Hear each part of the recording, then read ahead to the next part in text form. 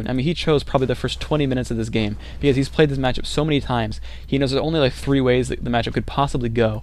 And I mean, obviously there's a big tree diagram of, oh, when does he harass, when does he attack, when does he do all this other crap. But the point is, there's only so many ways the game can possibly go, and Moon has probably encountered every single one of them. And so you just kind of see right here, Moon has basically planned out all of these steps. He makes a mistake here in not dispelling the water elemental because he ends up losing his berserker, not berserker, but the shadow priest, when he could have at least gotten rid of a couple of that stuff first. Just some cute stuff here by Moon, you know, doing the mana burns on the Archmage, focuses down the Zeppelin and all that, gets level 3, good stuff here. Obviously no mana left on the Panda, but he can just simply try to focus down Footman as best he can. There's some Zeppelin micro picking up that Archer. Just good play from Moon, keeping his stuff nearby. And you see that obviously Infi now has to run away because his army's just not good enough. The Archmage does have Boots of Speed, which allows him to actually run around and harass the Demon Hunter all day. And I'm a little bit surprised the Archmage is not focusing the Demon Hunter because he can force him away. Because look at the items in the Archmage. He's got Gloves of Haste and +3 Intelligence, so he's got really quite decent damage output. And I understand a level 3 Demon Hunter is a fairly durable beast there, but I mean really it's just it's some free damage. You're not going to lose your Archmage anytime soon. Not when you have Boots of Speed and your opponent doesn't. But whatever, small point.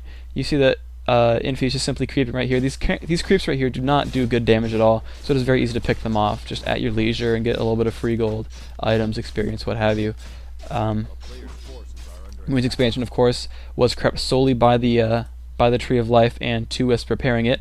Obviously, Demon Hunter now shows up and finishes off this part of it, but basically he built that expansion, and really Infi never saw it. And now I have to say, I've seen players who abuse the hell out of scout farms. I mean, Infi is not really much of a scout farm player, as you can see. He built one in Moon's base, which eventually died, but there are no scout farms scattered across the map. And I realize that it's a bit of an investment in gold if you lose them, and wood, because you're sending your peasants across the map, you know, where they're not chopping lumber, instead they're just building farms.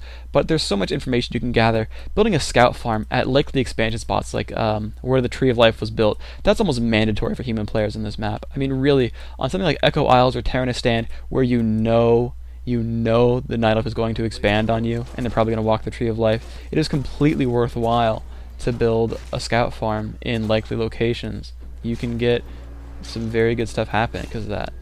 But anyway, point stands that it's very possible that Moon simply was in his face too much, and he never had time to go harass. I can't really tell you for sure what Infi would have done if he had seen the expansion, but I kind of figure that with the number of times that Infi has walked into Moon's base with footmen or mercenaries, there probably was a point at which he could have run in there and canceled the expansion. So I have to say, part of this game has been mistakes on Infi's part in not going all out at stopping the expansions, because that is one of the hardest things to deal with as a Night Elf player, especially when you only have one archer. You cannot stop a bunch of footmen, especially not when your opponent's Archmage has a bunch of mana, is level 3, and has Boots of Speed and Gloves of Haste. There's too much damage output. You can't keep Trees of Life up and alive against that.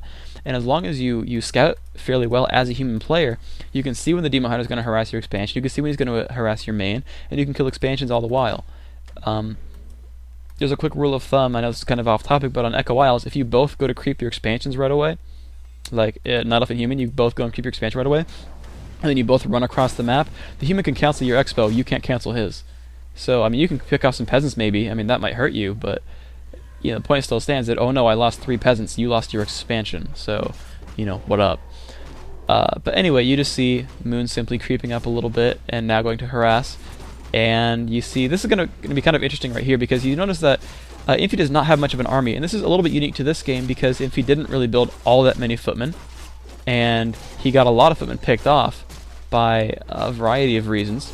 By that I mean, you know, the Demon Hunter and Archer and whatnot, picking them off midway through the game and what have you, but there's a very interesting fight there. There's a lot of things that are really going into Moon's favor, like that creep check normally will never go that well.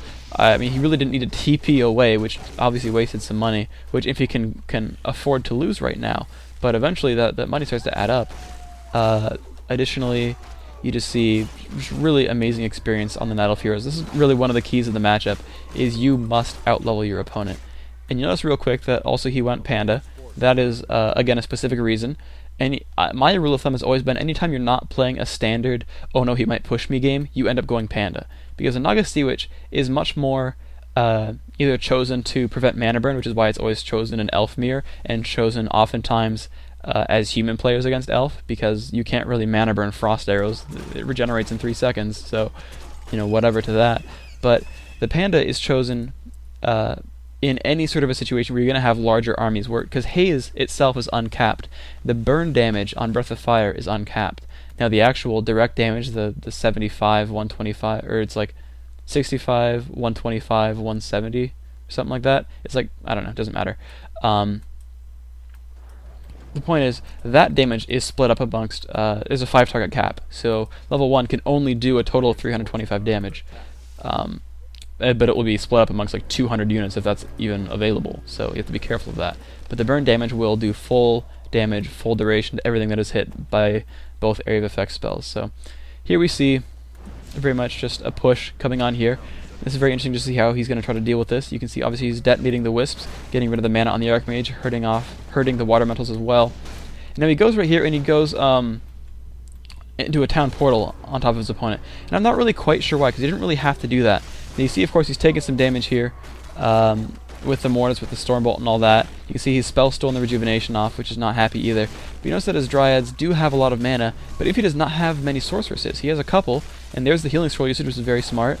He cannot quite kill the Mountain King, but you see, again, some hero focus going on, but you see that just it's bears doing whatever they can against the sort of meager front line, and then a Demon Hunter trying to wreak havoc in the back lines. And this is, again, a very important point to getting a high-level hero, because if you have a level 4 Demon Hunter with an Orb of Venom and your opponent's army is only like 40 food big, you have a good chance of picking off a lot of units that way. You know, yes, if he slows your Demon Hunter and he's got a priest healing your target, you're not going to really get a lot of damage output total, you know, done to that unit. But if you have an army that's fighting the other half of his army, you know, and you're sucking up all the slow, all the priest heal, all that stuff, and then Demon Hunter gets to go in there and just pick off mortars all day. And you can see right away, pow, mortars getting picked off and picked off. Those are 3 mortars he just lost in about 4 seconds. And Moon hasn't lost any units here yet. You see he's focusing down on the Archmage, doing what damage he can. There's the invulnerability usage, and he's just focusing down the Archmage. And this is one of the things where Boots of Speed would have been extremely useful, because he could have made him Town Portal a lot sooner. And what ends up happening is Moon has a bunch of slowed bears, which are not very good in combat against a bunch of Spellbreakers and rejuvenating water elementals. And you can see that it's not very easy for Moon here. You see he's just losing bears and losing bears. But there's the double staff, which is extremely useful. You staff the Panda home, you heal up on Moonwells, and you staff him back into battle, and that is a very vital resource to have in this game. It's even more vital against Undead, where they will actually often nuke your hero down, and you just staff back. And especially if you have a Demon Hunter where you end up mana burning him halfway through, you end up getting rid of all his nuke thanks to Moonwells. So, just what we see here, again, Moon's army getting worn down because simply a lot of it is because they get to spell steal any of the rejuve away, and of course the Breaker's mana burn